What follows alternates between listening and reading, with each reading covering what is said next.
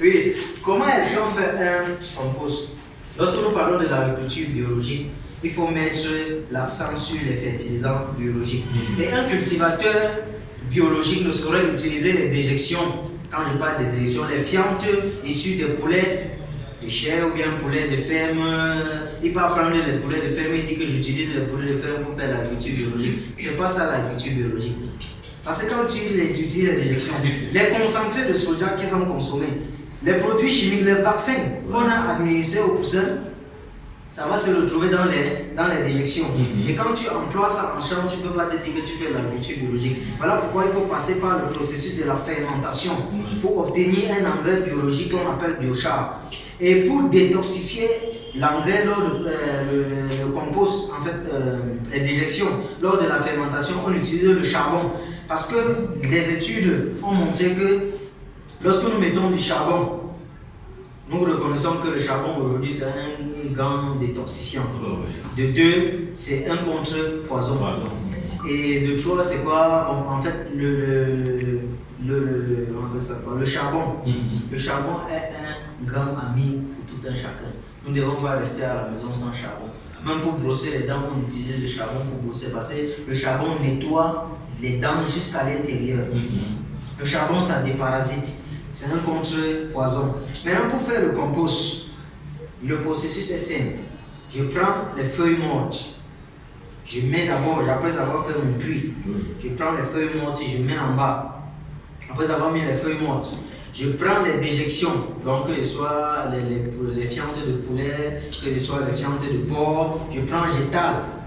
Après avoir mis également ça, parce que c'est ça qui va apporter de l'azote, je coupe encore les feuilles fraîches, les feuilles vertes, je dépose. Après avoir mis également ça, je mets le charbon au-dessus. Ça, c'est combien de couches? 4 couches. Oui. Voilà les 4 couches, on tourne. On doit laisser se reposer après 2 semaines. On tourne et on remet encore les mêmes choses. Parce que quand on tourne, ça tasse. Au fur et à mesure que ça pourrit, ça tasse. On remet encore les mêmes choses. Donc, feuilles mortes, les déjections, feuilles vertes et le charbon. On tourne au fur et à mesure. Au fur et à mesure, le processus de la fermentation va nous donner notre compost biologique. Contrairement à celui qui prend les ustensiles de cuisine, quelles soient les déjections que nous utilisons en cuisine, parce que dans les compostières, on ne doit ni trouver les papiers plastiques, ni du fer, ni des tessons de bouteilles. Donc il faut se rassurer que tous ces produits-là sont à l'écart. On utilise plutôt les produits biodégradables. Ce sont les quelques consignes qu'on peut donner lorsqu'on veut faire une compostière. Maintenant, lorsqu'on a déjà notre compost, on s'est certifié que notre compost est bio. Contrairement à celui qui utilise les produits, les déchets organiques, les végétaux, parce que quand tu coupes même les racines, que ce soit les racines ou bien les branches de bananier plantain, qu'on a cultivé avec les engrais chimiques, ça se retrouve également dans notre compost. Oui, voilà pourquoi il faut utiliser le charbon pour dépurifier notre compost. Donc c'est tout un processus. Voilà un peu en quelque sorte ce que la Pharmabionat met à la disposition de la population. Donc une structure spécialisée dans la production, transformation et commercialisation des produits agroalimentaires issus de l'agriculture et l'élevage biologique. Elle fait également dans la culture des plantes médicinales. Comme vous pouvez voir ici, voilà toute une liste des plantes médicinales. Voilà près de 60 plantes médicinales. Nous avons l'artémisia, moringa, agripome, stevia, chardon, marie, souci, camomille, avoine, la rébéquille. Il y a tellement de plantes médicinales. Parmi ces plantes médicinales, il y a les antibiotiques, il y a les antifongiques, il y a les vitamines. Tout ce qu'on peut trouver pour traiter se trouve dans la nature. Mais d'aucuns nous disent qu'il faut d'abord synthétiser. Non, nous ne sommes pas obligés de synthétiser pour le consommer. Donc, la Pharmabionat se positionne également comme cette structure qui nous aide à renforcer les connaissances des groupements sur les techniques agro-pastorales. Parce qu'aujourd'hui, si on ne forme pas la population si on ne renforce pas leur capacité dans la production agro-pastorale, les gens vont avoir tendance à lâcher prise. Vous allez voir par exemple sur d'autres points, aider la population à migrer plutôt de l'agriculture conventionnelle à l'agriculture biologique. Le rendement, pour un premier temps, doit être fait. C'est toujours la question qu'on se pose. Parce que beaucoup de personnes qui sont formées dans certaines institutions de l'agriculture biologique, après un an sur le terrain, ils migrent directement vers l'agriculture conventionnelle, soit disant la production n'a pas été bonne. J'ai produit par exemple sur un hectare de maïs, j'ai eu 10 tonnes, contrairement à mon voisin qui est à côté qui a eu 100 tonnes, qui commence à convoiter. Il migre directement vers l'agriculture conventionnelle, sans savoir que dans l'agriculture biologique, on mise sur la restitution du sol. Il faut que les micro et macro-éléments du sol puissent se restituer. Et ça prend du temps. Les engrais chimiques sont là pour fertiliser le sol? Non, c'est pour fertiliser la plante. Or, dans l'agriculture, on fertilise le sol. On ne fertilise pas la plante. Même chose pour les médicaments. Les médicaments sont là pour quoi? On a dit que les vaccins et les médicaments, c'est pour chasser. C'est pour chasser le mal, ce n'est pas pour soigner le mal, c'est pour chasser le mal. Or, dans l'agriculture conventionnelle, c'est les mêmes choses. L'agriculture conventionnelle vient plutôt enrichir la plante au lieu d'enrichir le sol. C'est comme si vous voulez dire que je veux consommer, notre enfant à la maison te dit je veux consommer le riz, tu lui donnes le couscous. Le lendemain, je veux consommer le coquille, tu ne donnes que le riz. Vous savez quoi? Donc, c'est un peu ça l'agriculture conventionnelle. Maintenant, pour aider la population à migrer de l'agriculture conventionnelle à l'agriculture biologique, nous avons mis un système sur place. La sensibilisation. Quels sont les bienfaits de l'agriculture biologique? Nous avons 1. La production de l'environnement. La présence de la biodiversité. C'est quoi la biodiversité? On peut avoir des gens ici qui ne comprennent pas. La biodiversité, c'est la présence de, quand on parle de la diversité, ça veut dire qu'il y a plusieurs bio maintenant, la présence de plusieurs espèces biologiques vivant dans un milieu. La protection de la biodiversité. On a également quoi? Lors des études qu'on a menées en 2017, on s'est rendu compte qu'une pomme de 1950 équivaut à 22 pommes d'aujourd'hui. Donc la concentration en nutriments a tellement diminué. Donc aujourd'hui, pour manger la pomme qui rassasiait un individu de 1950, il faut manger 22 pommes pour se rassasier. Voilà pourquoi quand nous mangeons un laps de temps, on a déjà faim. Tu manges maintenant, après là tu as déjà faim. Parce que la concentration en nutriments, tu t'es juste fourré. C'est pourquoi il y a les obèses, il y a les poids, le surpoids et tout ça. Parce que le mauvais cholestérol, tout ce que nous avons consommé, étant donné qu'il n'y a pas de nutriments à l'intérieur, ça se comporte plutôt en mauvais cholestérol qui se dépose dans notre organisme. C'est ça l'avantage pour la sensibilisation.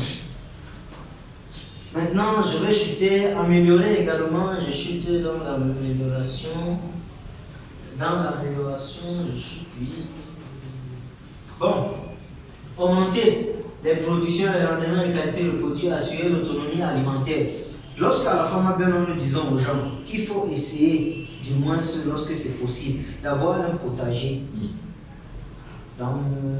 Soit à la maison, sur le balcon. Nous voyons, nous avons tellement de la richesse ici, mais nous ne savons pas exploiter. Par exemple, en hiver en Europe fait 5 mois. 5, bon, si c'est moins, c'est 4 mois d'hiver. Et rien ne peut pousser en hiver. Tout ce qu'ils font, c'est que quoi? Ils prennent les pots, ils mettent la terre à l'intérieur, ils mettent au niveau des fenêtres pour pouvoir produire. Mais nous, ici, là, à n'importe quelle saison, on peut produire tout ce qu'on veut. Il faut au moins essayer de faire son potager, ne serait-ce que 10 mètres carrés de potager où tu mets céleri, poireaux, carottes, en fait, des condiments de première nécessité. Par exemple, lorsque quelqu'un parle par exemple de la rémanence sur un produit chimique, une semaine, 15 jours, 20 jours. Mais lorsque un producteur conventionnel pulvérise ses tomates, il part au marché, il s'en rend compte que le prix a grimpé de 1000 francs. il rentre directement cueillir les tomates là pour aller au marché. Or, sur la notice, lorsqu'on a mis sur la notice de magnésium, on a dit il faut, après avoir pulvérisé, il faut faire 15 jours avant de consommer. Lui, après 3 jours, il a vu ses argent, il part. C'est comme ça que les ménages achètent, ils arrivent à la maison, c'est ce dépôt-là des produits de synthèse qui vont se retrouver dans leur organisme. Nous sommes à la merci de quoi? Des cancers. Nous sommes à la merci du diabète, de l'hypertension, de la cirrhose et que dirais-je encore. Or, si à la maison tu avais ton petit potager où tu mettais ne serait-ce que des céleri, poireaux, un peu de choses, tu utilises ta composition. Lorsque tu lances, c'est même un sport. Lorsque le prof rentre par exemple de l'école, il dit que bon, voilà, je me suis reposé quelques 30 à 1 heure là. Je vais aller dans mon potager, même pas grand, même comme une table, si tu peux cultiver presque tout ce que tu veux.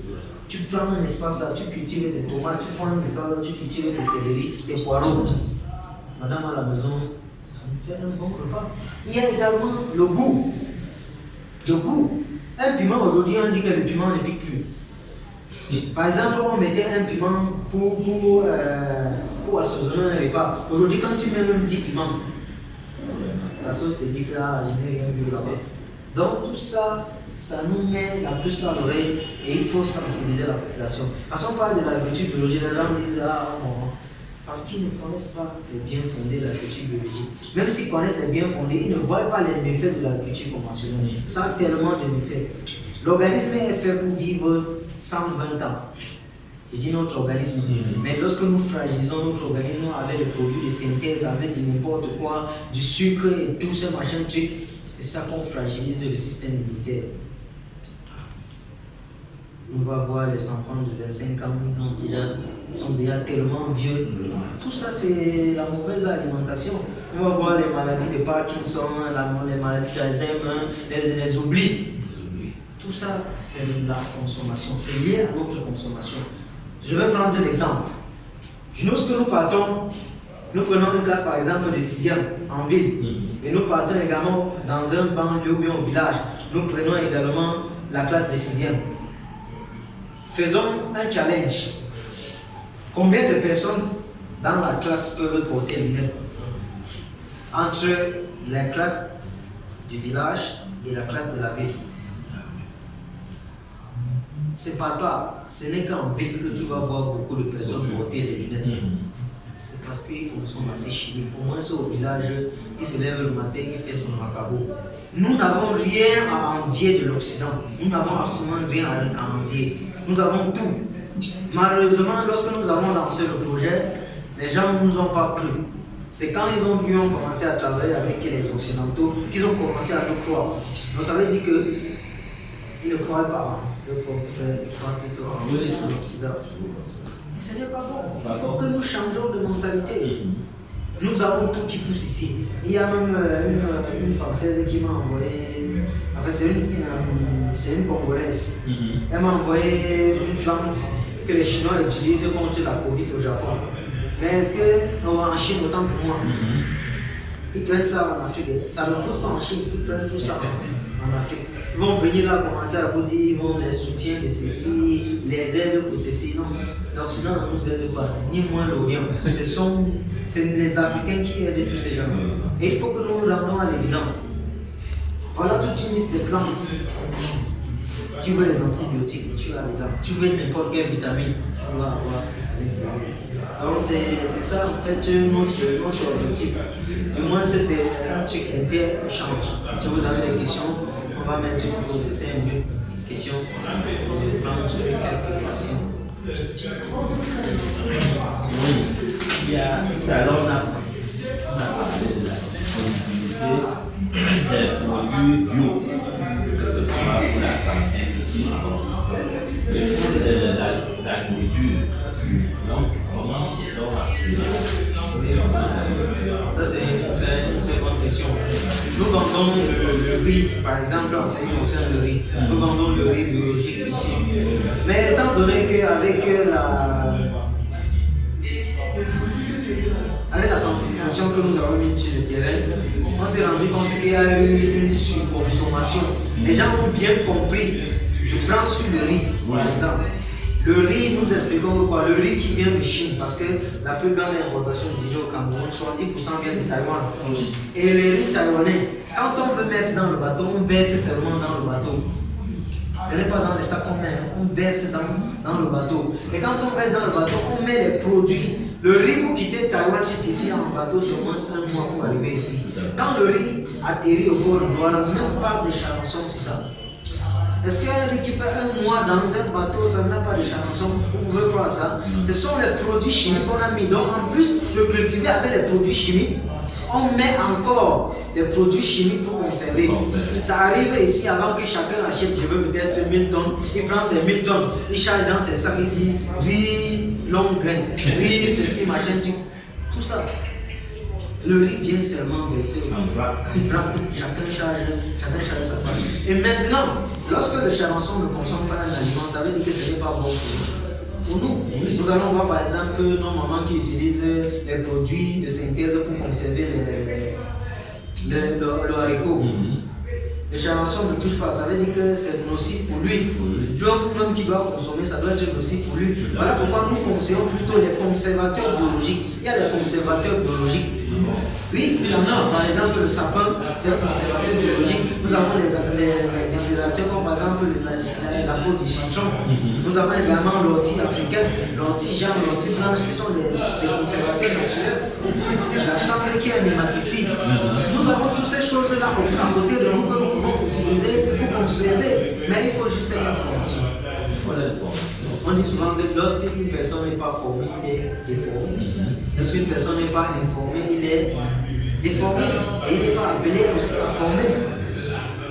Pourquoi est-ce que les gens partent à l'auto-école? Parce que quand une personne ne part pas à l'auto-école, il apprend par exemple la voiture au quartier. Celui qui apprend, il a ses lacunes à lui-même. Et quand il dit par exemple, quand on met à la vitesse, on doit faire boum boum. Quand il met boum boum là, il ne sait pas qu'il est en train de consommer plus de carburant que celui qui met la vitesse normalement. Il a déjà transmis sa lacune. C'est ça. C'est pour dire qu'il faut se rapprocher des instances comme la pharma comme les IBIO, les structures qui visent à former vraiment les gens dans l'agriculture biologique pour avoir des bonnes informations. Ça, c'est l'exemple sur le riz, comme je disais tout à l'heure. Le riz, on a fait une sensibilisation tellement.